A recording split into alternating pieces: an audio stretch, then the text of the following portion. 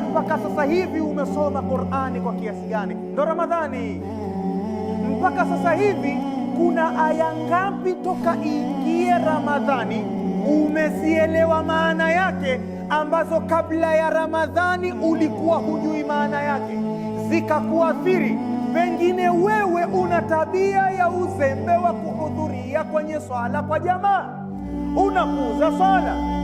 Angalau ukapita darasani ukasikia kuna aya inazungumza mathalan, alhaakumut takathuru hatta zurtumul maqabira kalla sawfa ta'lamun. Aya zinakugonga, mjomba, wewe umeshughulika tu kutafuta wingi wa mali, kifo kinakuja. Kalla, sivyo hivyo unavyoishi wewe.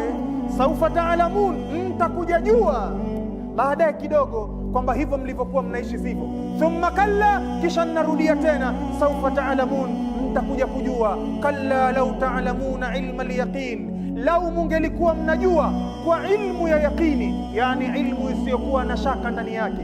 Ulamau tafsir wanasema jawabu ya lau hapa, lau ta'lamuna ilma al-yaqin, jawabu lake ni mahdhuf, lama alhaakumut takathur. Lau mungelikuwa mnajua kwa yakini baada ya kifo kinakuja nini, thamani ya Ramadhani ni kitu gani, nikifanikiwa kuipata Ramadhani hii vile ilivyo, thamani yake ni nini?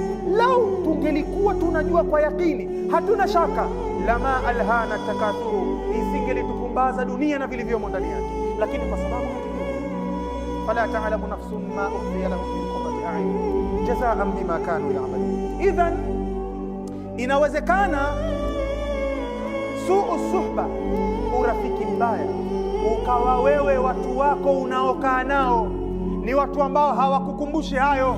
Ushasoma Qur'ani kwa kiwango kipi? Umejitahidi kwenye Ramadhani hii wewe kujua angalau sura moja katika zile sura ndogo ndogo, maana yake ile maana ikawa ukiswali unaisoma ile sura, unaihudhurisha kwenye moyo wako, na iwe hiyo hiyo ndio sura yako unayosoma kwenye swala zako zote, lakini unaisoma kwa khushui, maana yake unaijua. Ile kul a'udhu birabbin nas, maana yake unaijua kisawasawa. Tukawa tunasema alhamdulillah, Ramadhani hii imemzalishia huyu kujua maana ya kul a'udhu birabbin nas. Okay, kul a'udhu birabbin nas weka pembeni, ile alhamdu ambayo ni lazima uisome katika swala ile tu iwe imeleta maamuzi sahihi. Ramadhani hii mimi namaliza alhamdu naijua nje ndani, angalau kile ninachokisema kwenye swala nakijua nje ndani. Huna rafiki wa kukuhimiza hivyo wewe, hiyo ni miongoni mwa sababu Ramadhani hii itapita na itakwenda bure na isimletee Muislamu na tija yoyote. Tafuta watu ambao mtahimizana, twendeni, tusomeni, tukae darasani tusikilize, tufanye. Tafuta watu hao.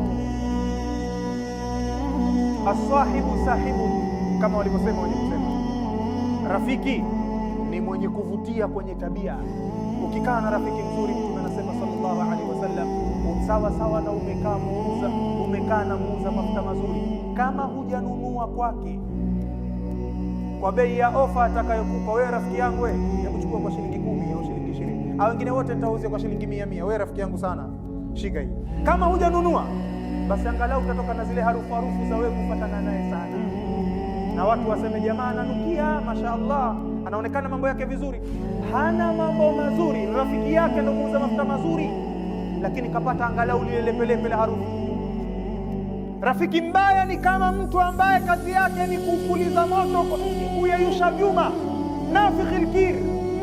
Kama haja kuunguzia nguo zako kwa kazi yake anayofanya, basi wewe utatoka na harufu mbaya, uende mbele za watu ambao unatoka wapi wewe?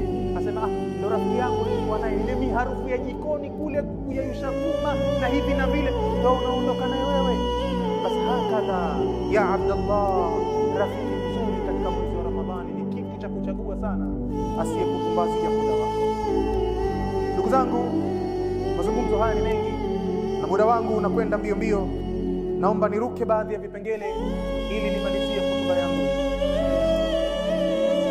Kipengele ambacho nitakifungia mazungumzo haya ni al-inshighalu bid-dunya wa zukhrufiha. Wengi wetu katika sisi na mapambo ya dunia kimetuharibia Ramadhani zetu sana.